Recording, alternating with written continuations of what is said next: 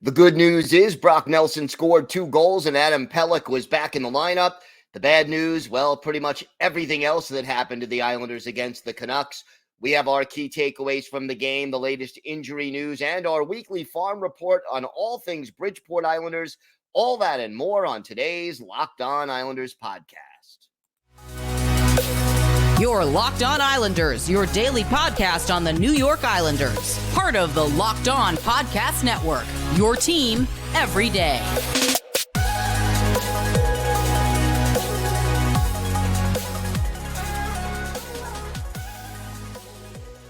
And welcome, everybody, to the Wednesday edition of the Locked On Islanders podcast, part of the Locked On Podcast Network, your team every day. I want to thank everyone who makes Locked On Islanders your first listen every day. Don't forget to subscribe on YouTube or wherever you get your podcasts so you can get new episodes as soon as they drop. Today's episode is brought to you by FanDuel. Make every moment more. Right now, new customers get $150 in bonus bets with any winning $5 moneyline bet. That's $150 if your team wins. Visit FanDuel.com/lockedon to get started. We have a busy show for you today, but first, if there's something Islanders related on your mind, if you have a question, a comment, maybe a topic you'd like us to discuss on a future episode, feel free to send us an email. The email address, lockedonislanders@gmail.com. And if you leave your first name and where you're from, we are happy to mention you on the show when we discuss whatever it is that's on your mind. You could also follow the show on X at Locked On Isles, and you could follow me, Gil Martin, on X at Ice Wars, NYR VSNYI. We'll keep you up to date on all things Islanders all season long, and I am also live tweeting during nearly every Islanders home and road game, so make sure you join me for some instant insight and analysis. Wow, what a disappointing performance by the New York Islanders. And look, you lose to the Vancouver Canucks. Vancouver is right now one of the best teams in the league. And everydayers, you know, we talked yesterday when we previewed this game. The Canucks are the top scoring team in the NHL. Defensively, I believe they are top 5. But there were some reasons for optimism here. The Islanders were coming back from their road trip, but they hadn't played since Saturday. Vancouver was playing a back-to-back. The Islanders were also facing Casey Cizikas, the backup goalie of the Canucks, not Thatcher Demko. So again, a couple of reasons for optimism. And yeah, before the game started, Adam Pelech activated off the LTIR. Semyon Varlamov placed on regular injured reserve in order to make a roster spot for Pelech.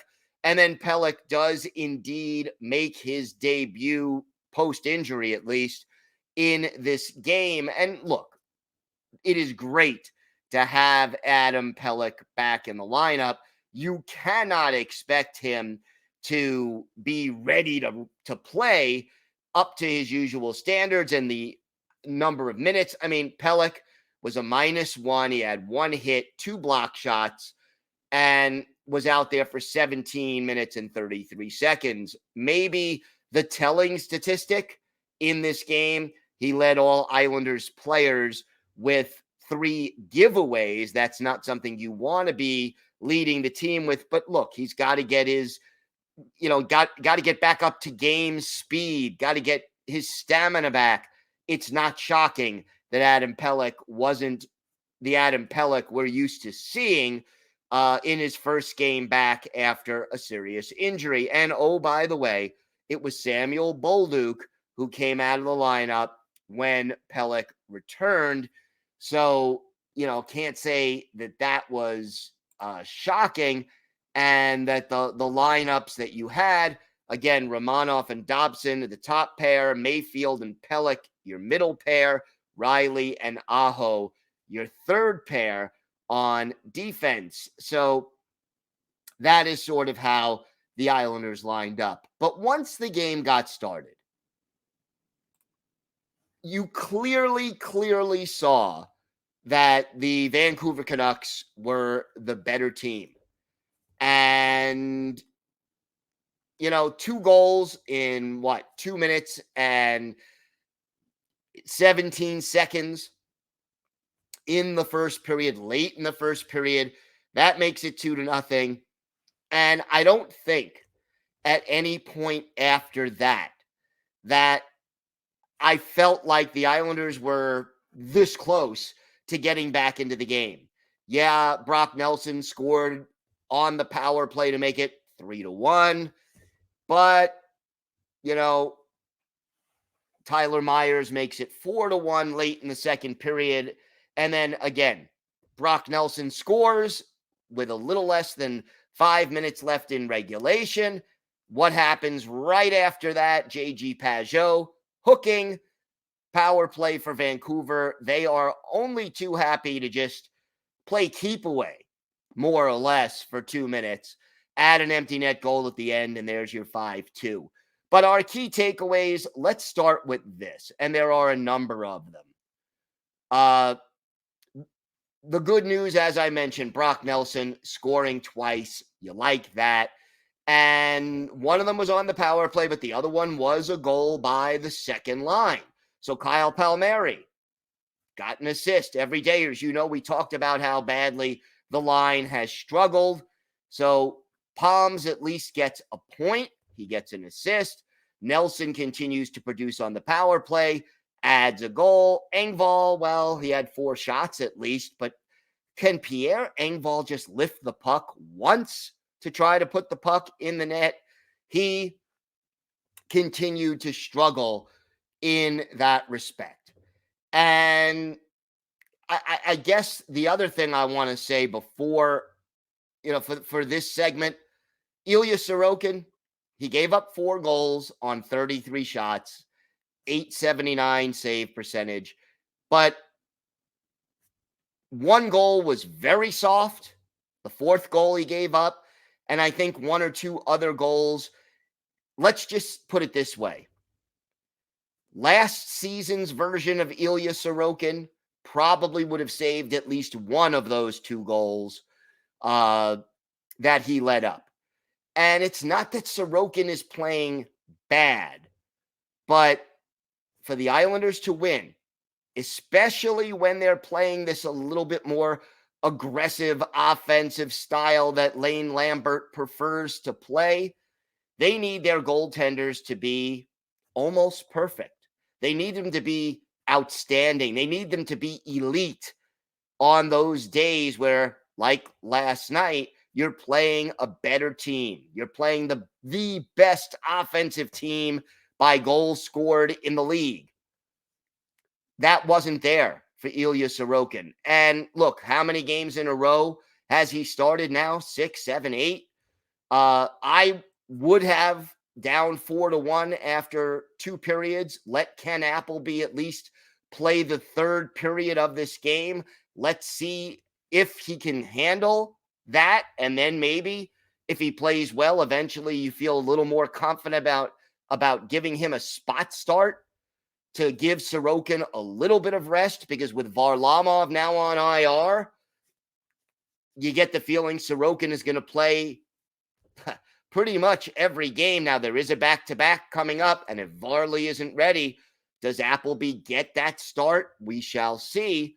But you're not getting the A game from Ilya Sorokin right now. You're getting a B, maybe on some nights a B minus, some nights a B plus, but he's not elite Ilya lately. And, when you're going up against a team like the Canucks, you need your best players to be your best players. And it just was not there last night. Vancouver was faster. They won loose puck battles. They kept the puck in the Islanders' zone for extended periods of time. And realistically, they just outclassed the Islanders in nearly every aspect of this game. And again, there's no shame in losing to the Vancouver Canucks this year. That's a darn good hockey team. but you want to make a game of it. And, oh, yeah, just to make things worse, Casey Cizikas, injured, briefly returns for one shift in the second period, and that was it. He played only 3 minutes and 54 seconds. So Cizikas injured. We are waiting for an update on him. We know how tough Casey Cizikas is. So if it's possible for him to play, you know he will. But overall, not good news to lose Zeke under the circumstances. All right, we've got a lot more to discuss. We'll have our key takeaways, the hero of the game, the go to the game, some more analysis on what went wrong for the Islanders. We've got all that.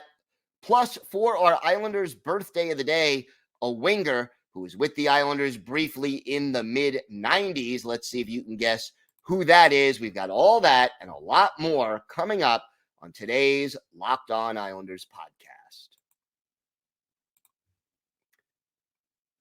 Today's episode is brought to you by your friends at FanDuel. The NFL season is wrapping up, but there's still time to get in on the action with FanDuel, America's #1 sportsbook.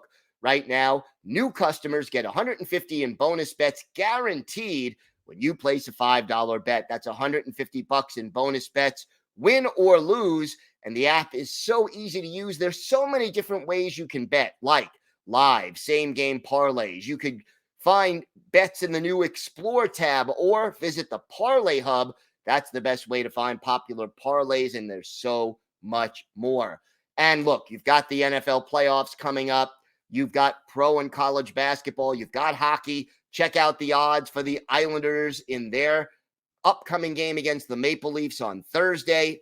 Check it all out. So visit FanDuel.com/LockedOn and make your first bet a layup. That's FanDuel, official partner of the NFL. Locked On has launched the first ever national sports 24/7 streaming channel on YouTube. Locked On Sports Today is here for you 24/7, covering the top sports stories of the day with the local experts of Locked On, plus our national shows covering every league. Go to Locked On Sports Today on YouTube and subscribe to the first ever national sports 24/7 streaming channel. So just the overall bad news from the Islanders in this game. You know, the old cliche is your best players have to be your best players. Well, here are the Islanders' best players. We already mentioned Ilya Sorokin. Didn't have a great game. Matthew Barzal, -3 in this game. 1 assist. Bo Horvat, only -1. Only 1 shot on goal, though, for Bo. Noah Dobson, -4 in this game. Took a penalty as well. Not a good showing right there for Dauber. The third line of Pajot, Pajot, Gauthier, and Holmstrom. Pajot, -3. You know how many shots on goal J.G. Pajot had in this game? 0. Simon Holmstrom, -2. No shots on goal. Julien Gauthier, -1. No shots on goal. None. 0. Null set. Cizikas, again, he only played a little less than 4 minutes. Martin, who played 11. Clutterbuck, who played 12. All of them. No shots on goal. You can't win hockey games with that many passengers offensively. You just can't do it. So your best players weren't being productive, with the exception of Brock Nelson. You had 2 lines. And I understand Cizikas was out of the lineup after the first few minutes of the game. So I don't necessarily include him for criticism. But you essentially had the third and fourth lines producing not only no points, I can handle that. That's not their primary job, but no shots, nothing, zero. Can't have that kind of play in this game. And, credit to Matt Martin for 7 hits in 11 minutes and 7 seconds of ice time. Sebastian Aho and Alexander Romanov each with 3 block shots to tie for the team lead. But just overall, I mean, you can lose 5-2 and you could say, okay, we were beaten by a better team. And look, Vancouver right now is a better team. But what you can't do is be outclassed in every aspect of the game. And the Islanders were outskated. The Canucks made better passes. They took more shots. They took better shots. They had goaltending that was at least equal to, if not better, than what the Islanders gave you today. Although, again, DeSmith wasn't tested all that often. They moved the puck better. They won the 50-50 battles, even when the Islanders were down 3-1 and 4-2. At no point after Vancouver took that 2-0 lead late in the first period did I feel like the Islanders were a realistic threat to get back in this game, to tie the game or to win, even somehow win it. There was just no moment where I said to myself, wow, the Islanders are making a run. They're outplaying Vancouver for the last 3, 4, 5 minutes. No, this game, you got the feeling that if the Canucks needed to, they could have made the score worse, but they didn't need to.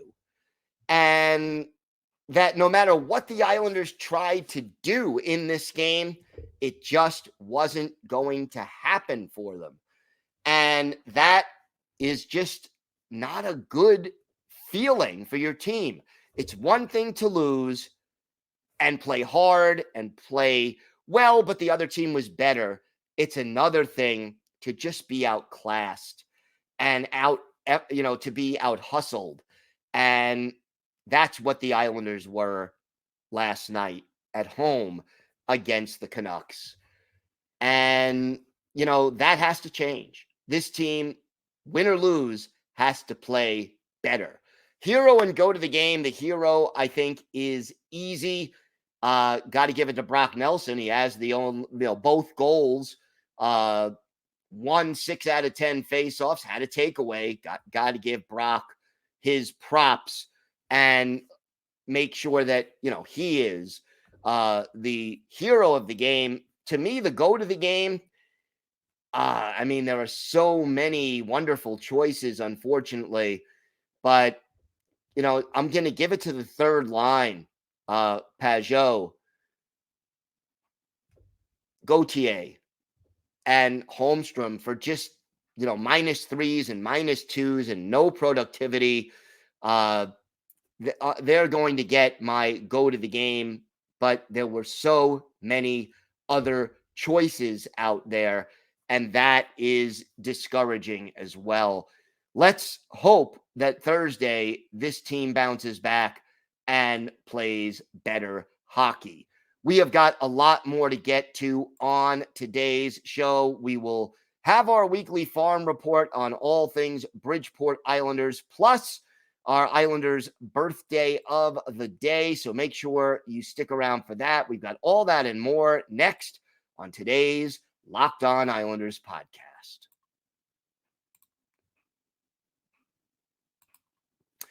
I know we come to sports to escape from some of the crazy realities of real life, but can we just talk for a minute about preparing for real life? According to the FDA, pharmacies are running out of antibiotics like amoxicillin right in the middle of the worst flu season in over a decade. This is scary.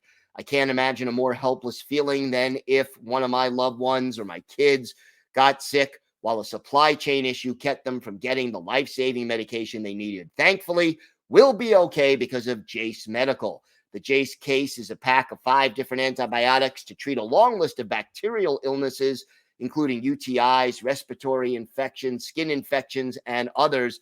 And this stuff could happen to any of us. Visit to jasemedical.com and complete your physician encounter. It will be reviewed by a board-certified physician, and your medications will be dispensed by a licensed pharmacy at a fraction of the regular cost. It's never been more important to be prepared than today. So go to jasemedical.com and use offer code LOCKEDON to get $20 off your order.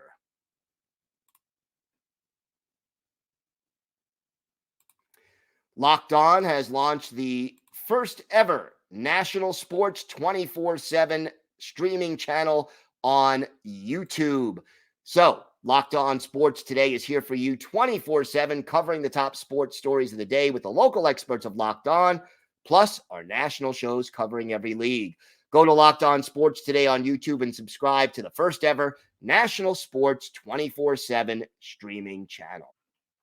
Time now for our weekly farm report, where we talk all things Bridgeport Islanders, and Bridgeport kind of picking things up a little bit. Not as bad of a week. 3 games since we last did our farm report, and they ended up with a very mixed bag.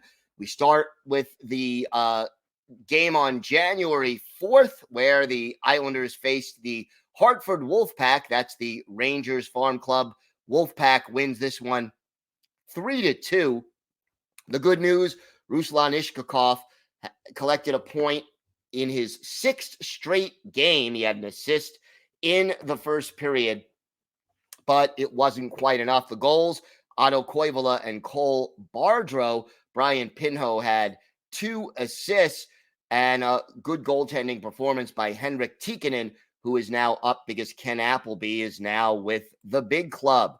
Meanwhile, 2 days later, it was the Islanders falling in overtime to the Charlotte Checkers. That one was 4-3. Robin Salo, a goal and an assist.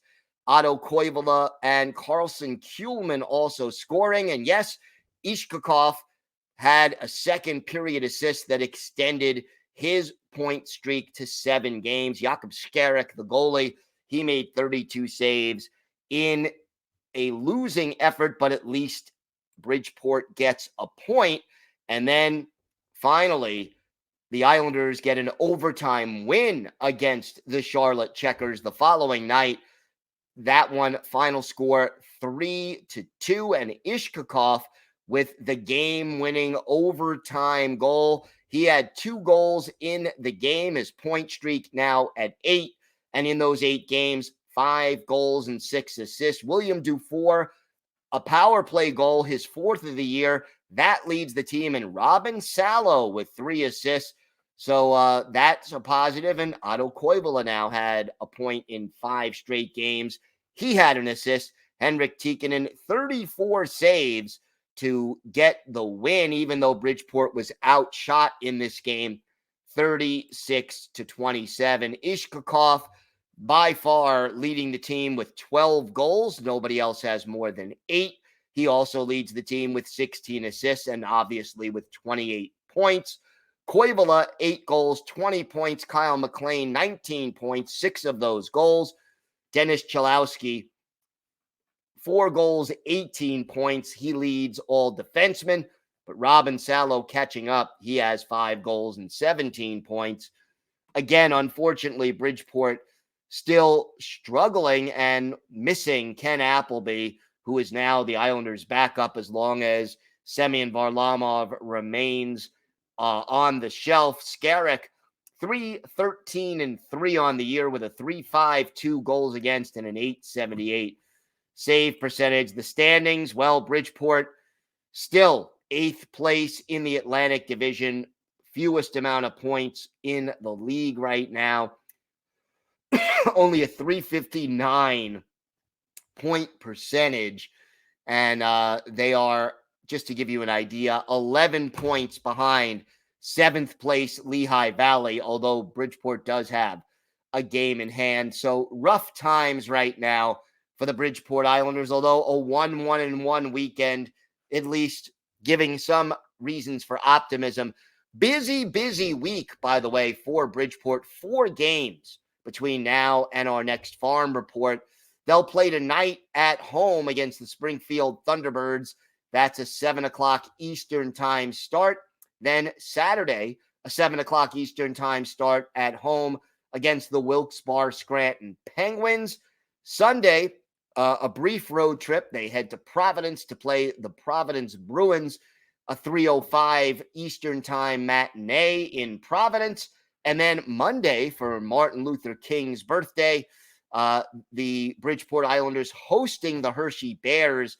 That's a 3 o'clock in the afternoon matinee as well. So 4 games, 3 of them at home. If you want to check out some of the Islanders' future prospects here and future stars, you can head on up to Bridgeport. You could also watch all these games on AHL TV. So at least a little stability coming recently from the Bridgeport Islanders, and that is, to say the least, encouraging. Got to keep building on it now, and let's see if they can get some momentum going. Time now for our Islanders birthday of the day, and today is the 57th birthday of former Islanders winger Danton Cole. He was drafted by the Winnipeg Jets in the 6th round back in 1985. Spent 4 years at Michigan State, had a couple of 20-goal seasons there, and then in 1989-90 made his debut with the Jets, later played for the Lightning, briefly for the Devils, and joined the Islanders for part of the 1995-96 season, scored 1 goal in 10 games for the Islanders, and then went on to the Chicago Blackhawks, and basically then finished his career in Germany and in the minor leagues. Cole played in 318 career NHL games, 58 goals, 118 points, and 125 penalty minutes, played 1 playoff game for the Devils, did not score. Since his retirement, though, he has gone into coaching. He has coached in the AHL, even winning a championship in the UHL, and coached in college at Alabama Huntsville and at Michigan State, his alma mater. His best game as an Islander, that's easy. That's December 31st, 1995, at New Year's Eve contest at the Old Aud in Buffalo. Tommy Soderstrom, the Islanders goalie. John Blue, the goalie for the Sabres. Islanders in the original fisherman jerseys. And Danton Cole scores his only goal as an Islander, and it was his last career NHL goal. It was an empty netter. Derek King and Brent Severin with the assist. Islanders beat the Sabres in this one 5-2. So Danton Cole, only briefly an Islander, but he is our Islanders birthday of the day. I want to thank you again for making Locked On Islanders your first listen every day. Everydayers, tomorrow on the show, we will have a full preview of the Islanders' home game against the Maple Leafs on Thursday night. So make sure you join us for that, and hopefully we'll have some injury updates on the condition of Casey Cizikas, and follow us on X in order to keep up with that news as soon as we get it. Until then, have a great day, everybody. Stay safe. And of course, let's go Islanders.